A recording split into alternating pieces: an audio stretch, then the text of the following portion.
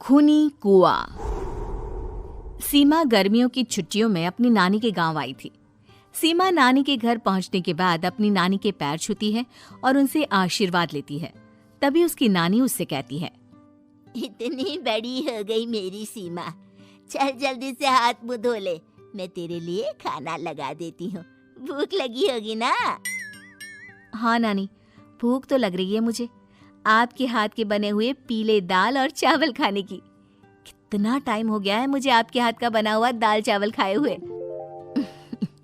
तू तो नौकरी में व्यस्त थी, तो तुझे कहाँ से टाइम मिलेगा अपनी नानी के लिए? और जब इतने टाइम बाद आई है तो ज्यादा टाइम के लिए रुक कर जाएगी तू। हाँ नानी, इस बार पूरे 2 महीने के लिए आई हूँ। सीमा की नानी अंदर जाकर उसके लिए खाना बनाने लगती है। सीमा कमरे में अकेली होती है। तभी उसे किसी औरत के रोने की आवाज सुनाई देती है। वो कभी खिड़की से बाहर झांकती है तो कभी दरवाजे से बाहर झांकती है। उसे समझ में नहीं आ रहा होता है कि आखिर रो कौन रहा है। तभी नानी खाना लेकर आ जाती है। वो अपनी नानी से कहती है, नानी, कोई औरत रो रही है क्या? मैं जब से यहाँ आई हूँ तब से मुझे यहाँ किसी औरत की रोने की आवाज आ रही है। हे भगवान, कहीं ये वही तो नहीं? बोलो ना नानी। अरे कोई नहीं रो रहा, ये तेरे मन का वहम है।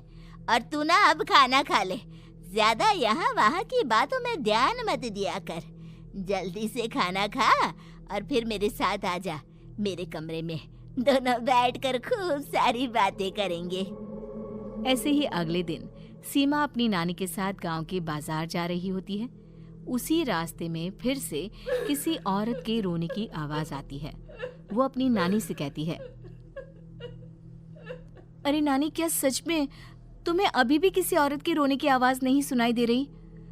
मुझे किसी औरत की बहुत बुरी तरीके से रोने और चीखने की आवाजें आ रही हैं। मैं बहुत परेशान हूँ नानी, आखिर ये कौन है?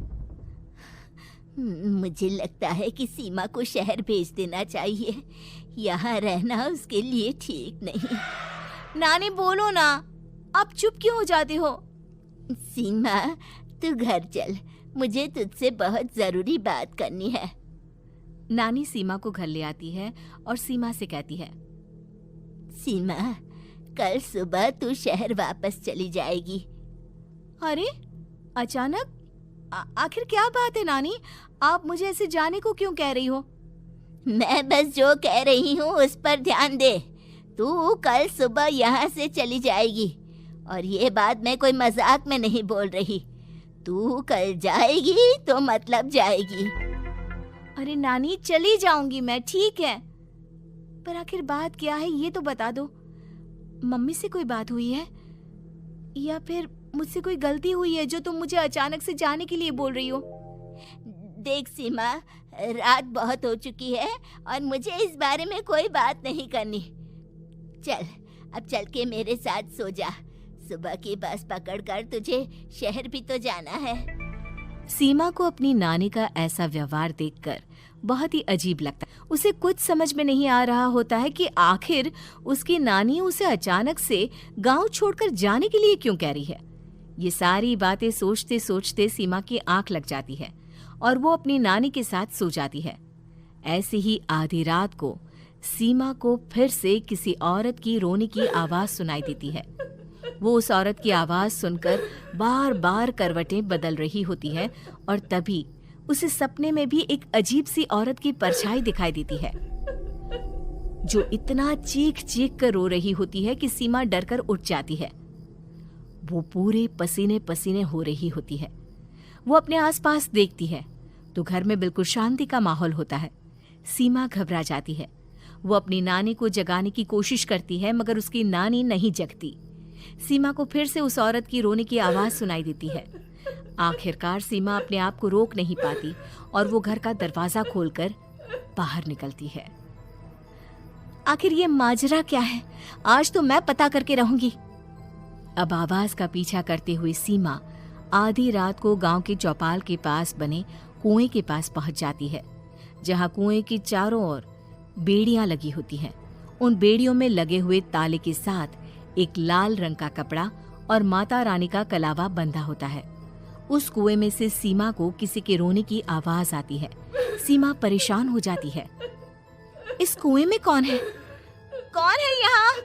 सुनो, कौन है? कौन रो रहा है?